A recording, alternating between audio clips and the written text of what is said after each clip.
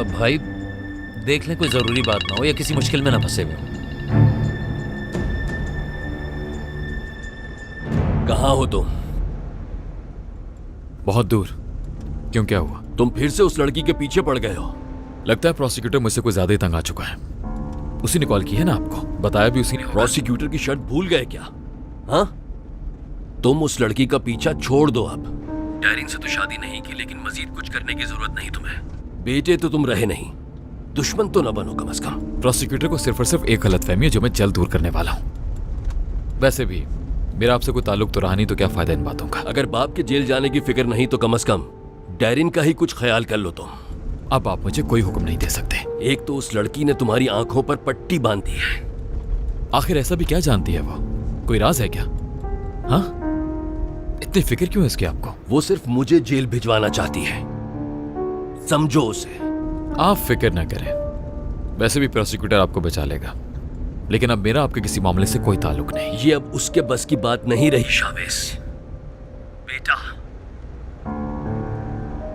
जब आपको उस प्रोसिक्यूटर से मदद की उम्मीद नहीं रही तो आपको बेटा याद आ गया। देखो मेरे बेटे शावेस। क्या हुआ भाई? कुछ नहीं फिरोज, गाड़ी तेज चलाओ, मिस ना कर दे।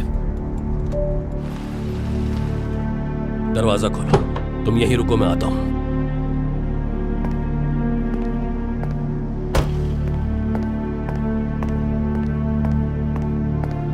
तुमने ये सब कुछ कैटलॉग में देखा होगा। ट्री, क्रो, ये सब मेरी क्लासिक कलेक्शन है, लेकिन सबसे पहले तुमने ये देखी हैं।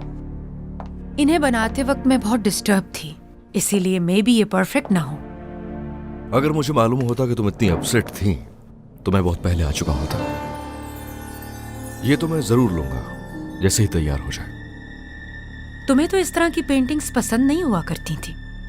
मैं तो इस पेंटिंग में तुम्हारी रूह का अक्स तलाश करना चाहता हूं। तुम तो अपनी उम्र से कुछ ज्यादा बड़ी बातें करने लगे हो, लेकिन हैरत यह कि पहले तो तुम सिर्फ पेंटिंग्स में इंटरेस्टेड होते थे। दुनिया है जो इंसान को बहुत कुछ सिखा देती है, मैं तो कुछ नहीं हूं।